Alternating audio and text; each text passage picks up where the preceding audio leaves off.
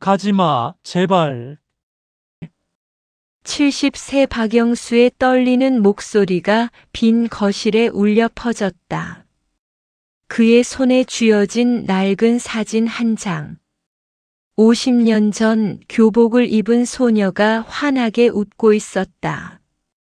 사진 뒷면엔 바래진 글씨로 영수야 행복해라고 적혀 있었다. 창밖엔 눈이 내리고 있었다.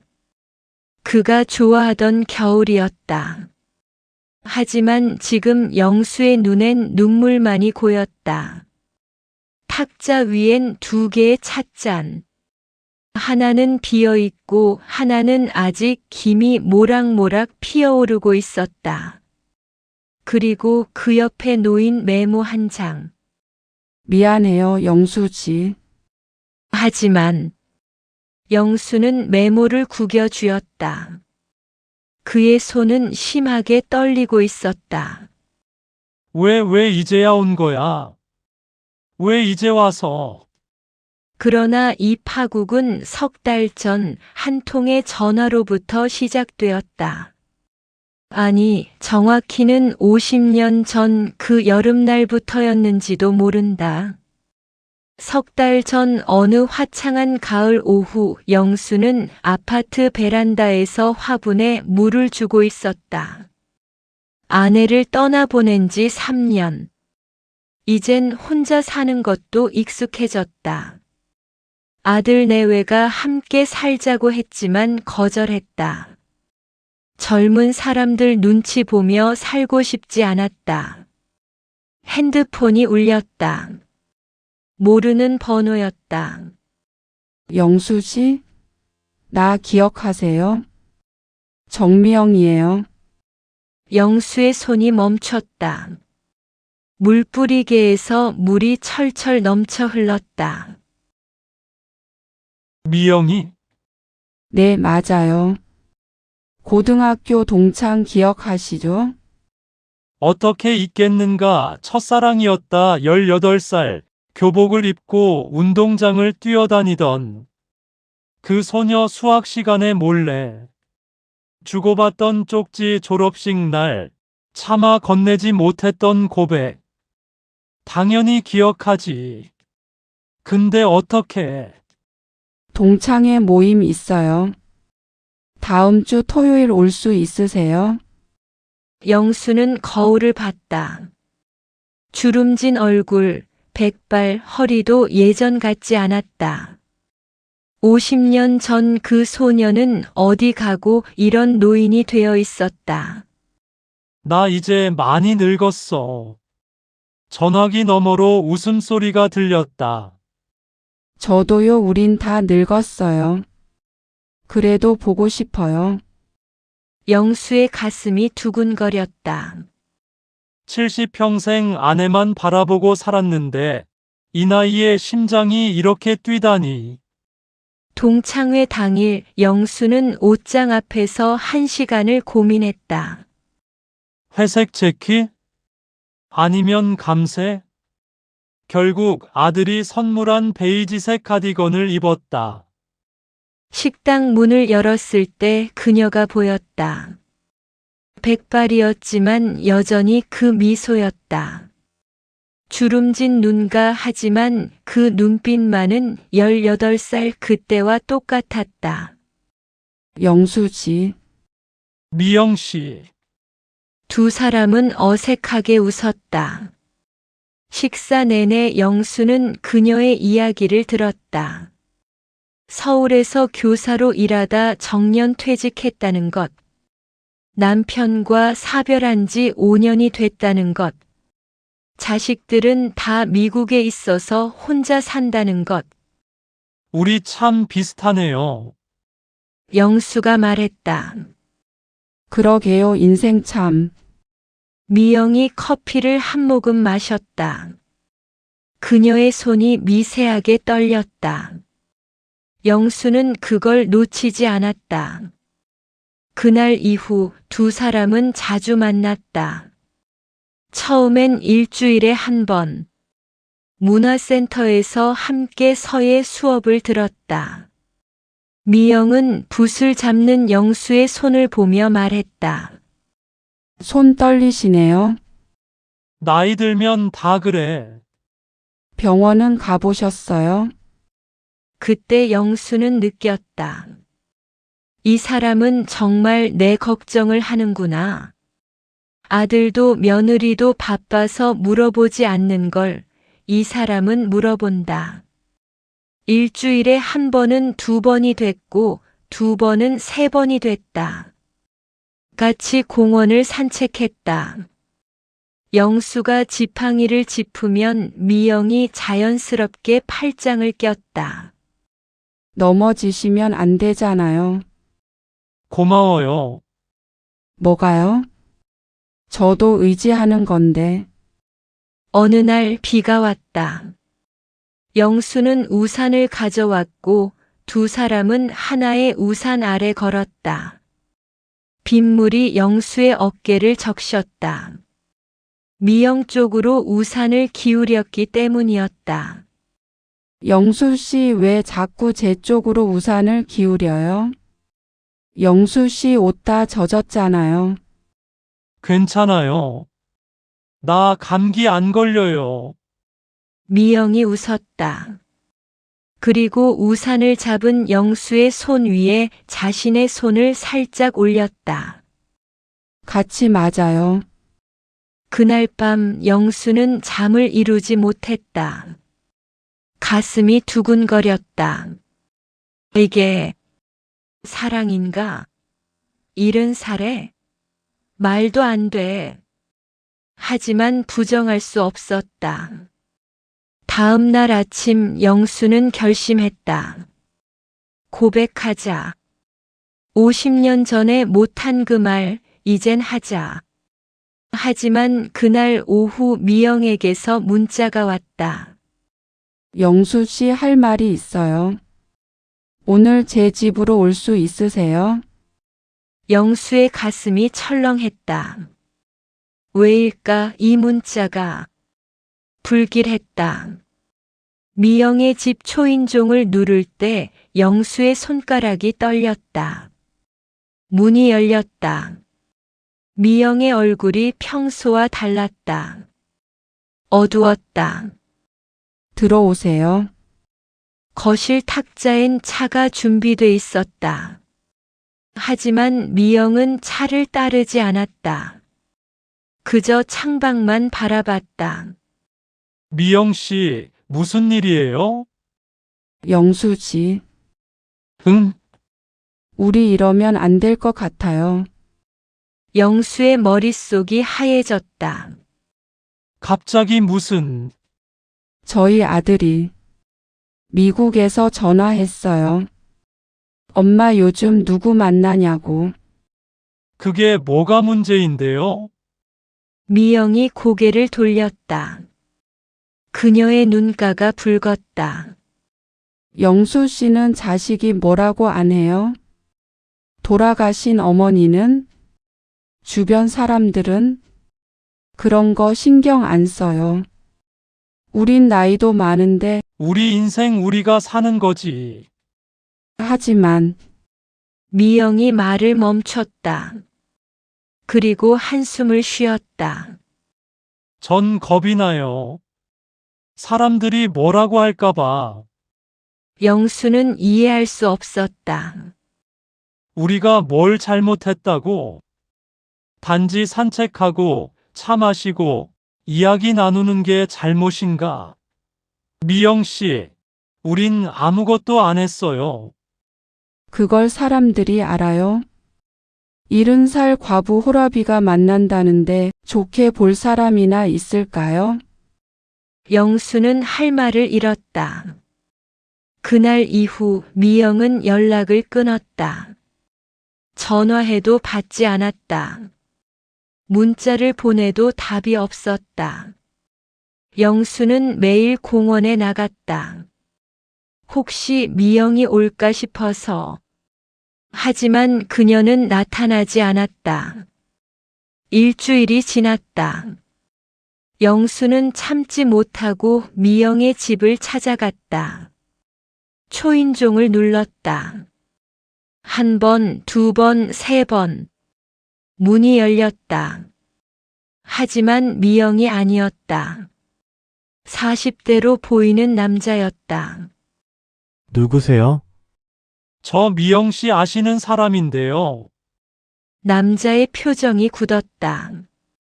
어머니 지금 안 계신데요. 그리고 실례지만 할아버지 누구세요? 어머니한테 무슨 일이세요?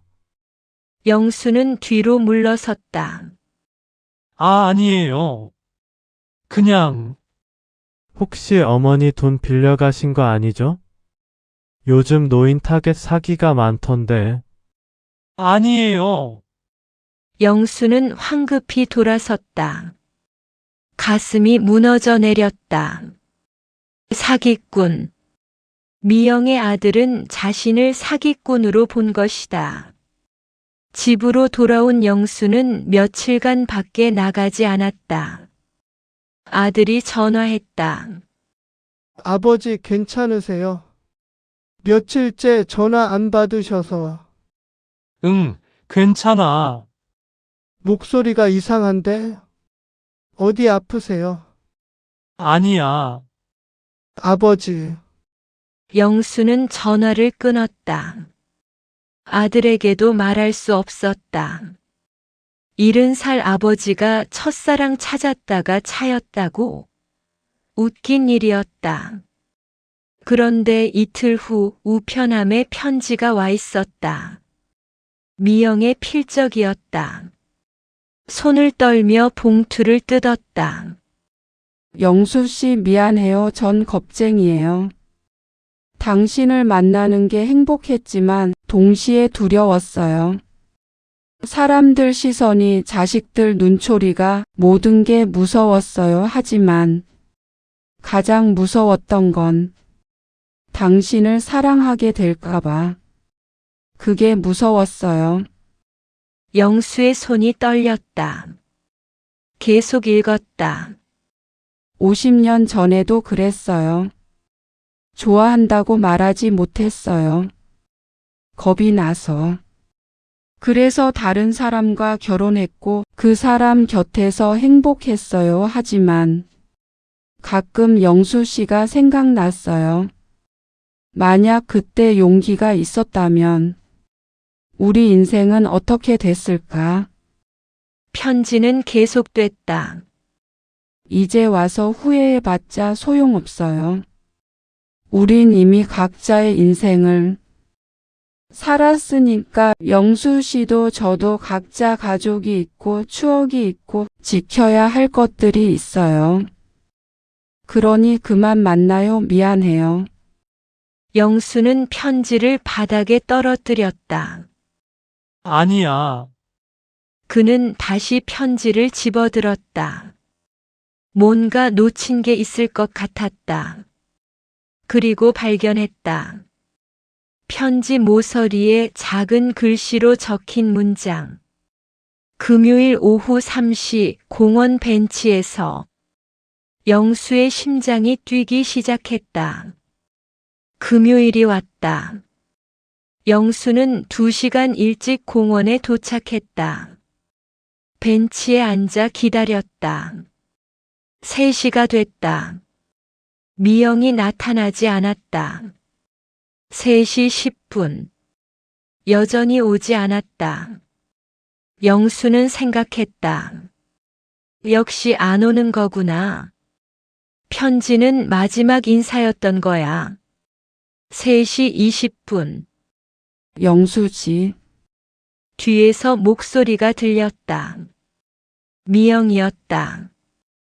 영수는 벌떡 일어섰다.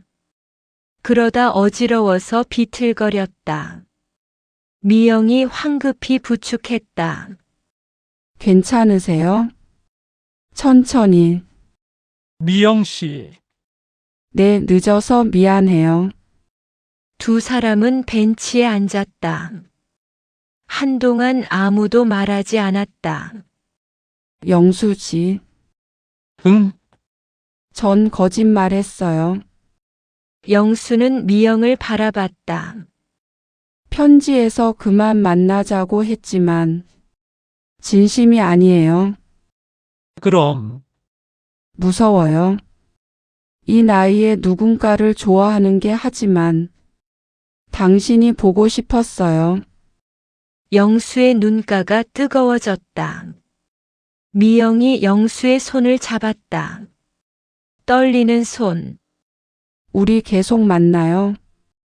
조심스럽게 천천히 사람들 눈치 보면서라도. 영수는 고개를 끄덕였다. 그리고 웃었다. 좋아요. 그렇게 해요. 두 사람은 손을 잡고 공원을 걸었다. 가을 낙엽이 떨어지고 있었다. 하지만 영수는 몰랐다. 미영의 주머니 속에 든 병원 진단서를, 그리고 그 진단서에 적힌 무서운 문장을. 췌장암 말기. 예상 여명 6개월. 미영은 웃고 있었지만 그녀의 눈엔 눈물이 고여 있었다. 한 달이 흘렀다. 영수는 미영과 매일 만났다. 공원에서, 문화센터에서, 때론 미영의 집에서. 하지만 뭔가 이상했다. 미영은 자꾸 사진을 찍자고 했다. 둘이 함께 찍은 사진, 영수 혼자 찍은 사진, 공원 풍경 사진. 왜 이렇게 사진을 많이 찍어요? 추억이잖아요. 나중에 보려고. 그리고 미영은 자주 아팠다. 괜찮아요? 네, 그냥 소화가 안 되네요. 병원 가봐요. 나이 들면 다 그래요.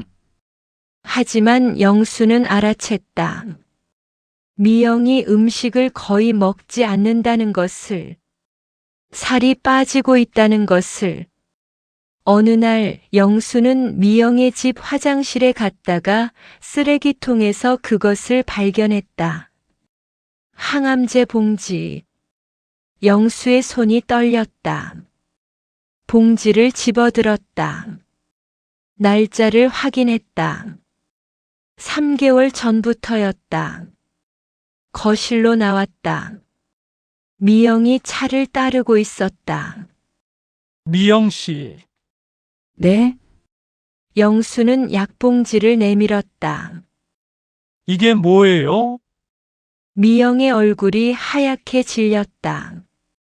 그건 항암제잖아요. 왜 이걸? 왜 숨긴 거예요? 영수지. 대답해요. 얼마나 아픈 거예요? 언제부터였어요? 미영은 고개를 숙였다. 6개월 전이요. 췌장암이에요, 말기. 영수는 주저앉았다. 무릎에 힘이 풀렸다. 거짓말이죠? 미안해요. 왜 말 안 한 거예요? 왜? 영수의 목소리가 갈라졌다. 미영이 다가와 영수의 손을 잡았다. 말하면 당신이 저를 환자로 볼까봐. 불쌍하게 여길까봐. 그게 무슨... 전 그냥 행복하고 싶었어요. 마지막으로. 영수 씨와 함께. 영수는 미영을 끌어안았다. 두 사람은 한참을 울었다. 얼마나 남았어요? 의사 말론 3개월. 안 돼요. 괜찮아요. 영수 씨 전 이미 충분히 행복했어요. 마지막에 당신을 다시 만나서. 아니에요. 치료해요. 병원 가요. 돈은 제가... 소용없어요. 미영이 영수의 뺨을 쓰다듬었다. 이미 늦었어요. 전이도 됐고. 이젠 통증만 줄이는 치료만 하고 있어요. 영수는 머리를 흔들었다. 믿을 수 없었다. 이제 막 다시 만났는데 또 떠나야 한다니. 그럼 이제 어떡해요? 미영이 웃었다. 눈물을 흘리며 웃었다. 같이 있어줘요. 끝까지. 그것만으로도 전 행복해요.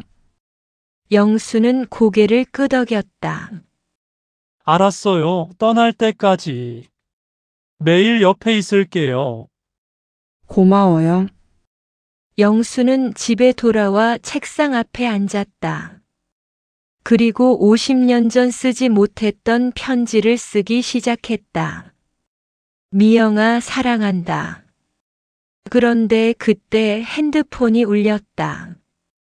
미영의 아들이었다. 여보세요?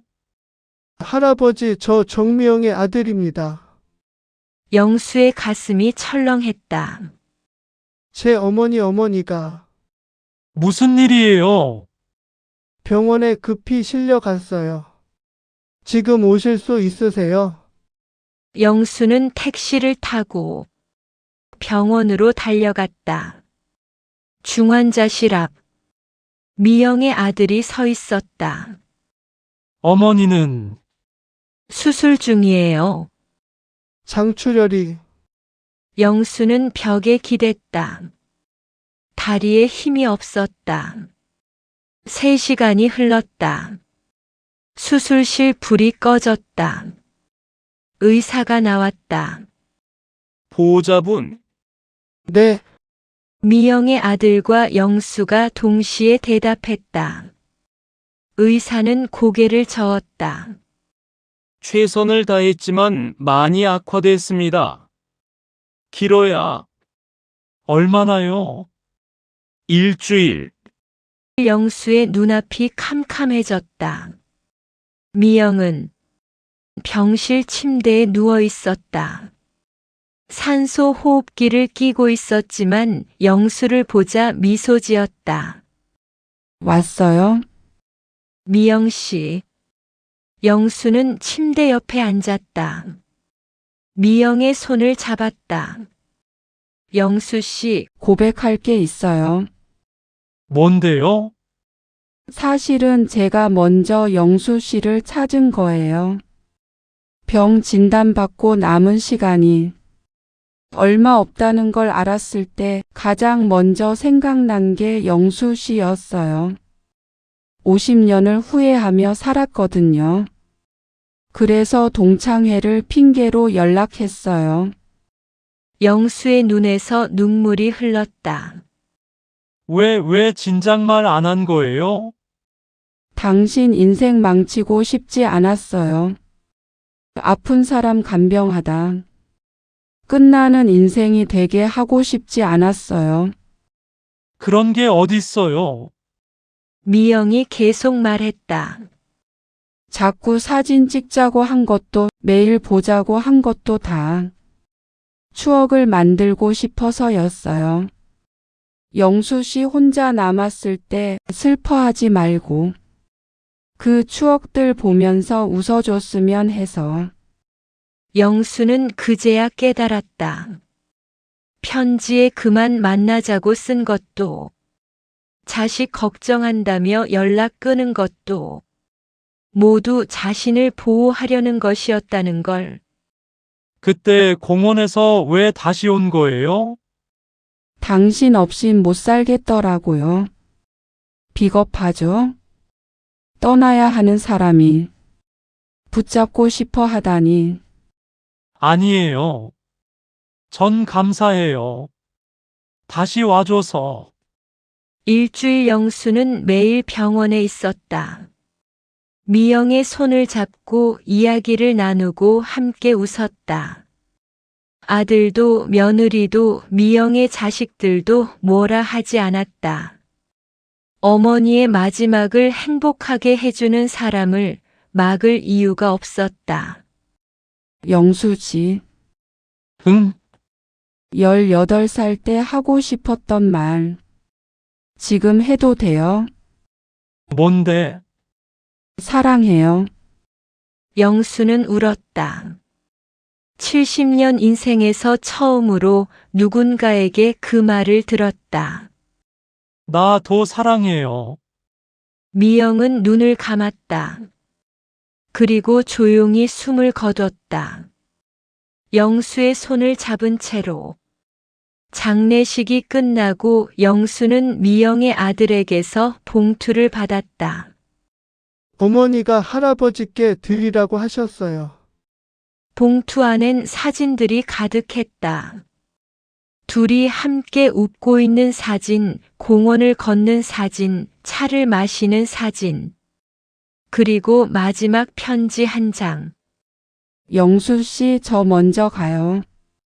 50년 늦게 시작한 사랑이었지만 제 인생에서 가장 행복한 시간이었어요. 고마워요. 그리고 오래오래 건강하세요. 당신이 행복해야 저도 편히 눈을 감을 수 있으니까. 사랑해요, 미영. 영수는 사진들을 가슴에 안았다. 겨울이 왔다. 눈이 내렸다. 영수는 혼자 공원 벤치에 앉아 있었다. 옆자리는 비어 있었지만 그곳엔 미영의 온기가 남아있는 것만 같았다. 미영 씨, 나 여기 있어요. 매일 올게요. 눈은 계속 내렸다. 그리고 영수는 웃었다. 마지막으로 사랑할 수 있어서 감사했다. 이야기가 끝날 때쯤 당신의 마음도 달라질지 모릅니다. 구독과 좋아요는 이런 이야기를 계속 전할 힘이 됩니다.